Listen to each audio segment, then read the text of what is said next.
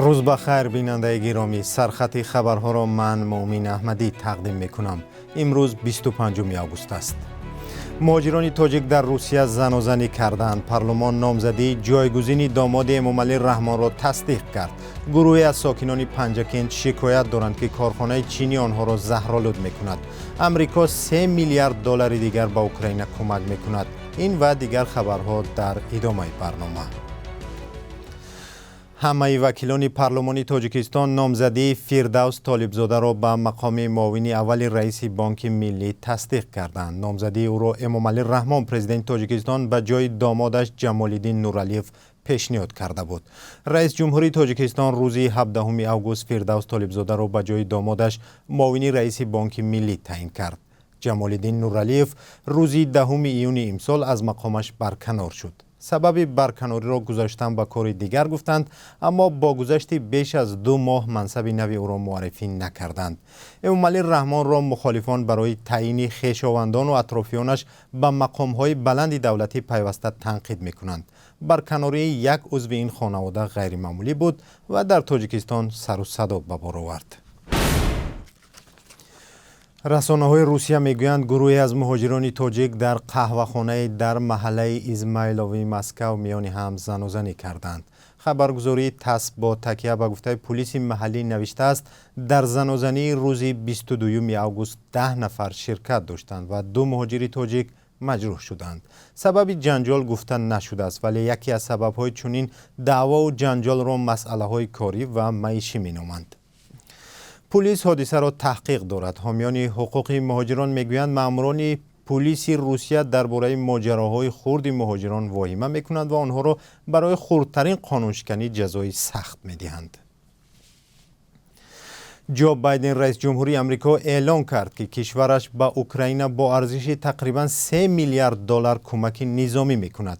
او با تبریک مردم اوکراین به مناسبت 31مین سالگرد استقلال کشور در روز 24 آگوست گفت آمریکا عهد داده است که به مردم اوکراین در مبارزه‌شان برای استقلال کمک میکند. من با افتخار اعلان میکنم که به اوکراین با ارزش 2 میلیارد و 980 میلیون دلار اسلحه و تجهیزات کمک میرسانم. کمک مالی به اوکراین امکان می‌دهد سیستم‌های دفاعی ضد هوایی، توپخانه، اسلحه و هواپیماهای بی‌سرنشین و رادار به دست بیاورد. در بسته کمک‌ها همچنین انتقال موشک‌انداز هاویتزر در نظر است که در مقاومت اوکراین با نیروهای مجهز روسیه در شرق کشور بهتر مقاومت کنند. از زمان تجاوز روسیه به قلمرو اوکراین در روز 24 فوریه آمریکا به حکومت رئیس جمهور ولادیمیر زلنسکی بیشتر از 10 میلیارد و 500 میلیون دلار کمک نظامی کرده است.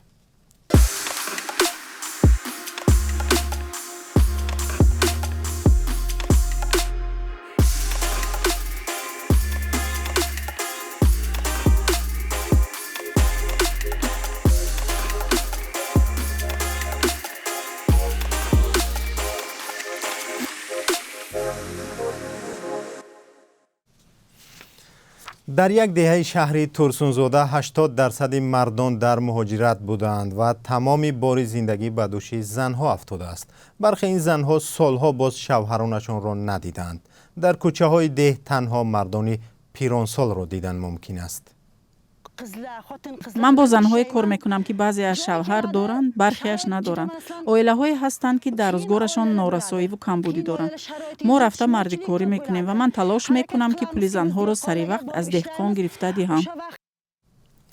همکاری ما به این دهه رفت و درباره کار و زندگی زنها مطلب دیدنی آماده کرده است. آن را در اخبار آزادی ساعت 4 به وقت دوشنبه و ساعت 2 به وقت مسکو همراه میبینیم. گروهی از ساکنان پنجکند از کار کارخانه چینی شکایت دارند و میگویند که کارخانه‌ای که به زرشویی مشغول است محیط اطراف آنها را به زهر آلوده کرده است. کارخانه مذکور برای استخراج طلا از مواد کیمیایی گوناگون استفاده میبرد و ساکنان میگویند باید تمام معیارهای حفظ محیط زیست رعایت شود تا صحت آنها و فرزندانشان به خطر روبرو نشود. گزارش را در این باره داریم که در برنامه اخبار آزادی تا 3 ساعت دیگر تقدیم می شود. و نگاه به قرب رسمی اسعار خارجی در نسبت به پول ملی سامانی در تاجیکستان. قرب روبل روسی اندک پایین رفته است. بانک ملی تاجیکستان امروز قرب 1000 روبل روسی را 166 سامانی مقرر کرده است که از روزهای گذشته 2 سامانی پایین تر است. $1 امریکایی 10 سامانی و 25 درم و 1 یورو 10 سامانی و 17 درم تعیین شده است. در بانک‌های تجارتی می‌تواند پول شما را با قرب‌های دیگری عوض کنند. سرخط خبرها با پایان رسید. ساعت 2 به وقت مسکو و ساعت 4 به وقت تاجیکستان با خبر و گزارش‌های تازه به خدمت شما برمیگردیم. بازگشت به وبسایت azadi.org و کانال آزادی ویدیو در یوتیوب را فراموش نکنید.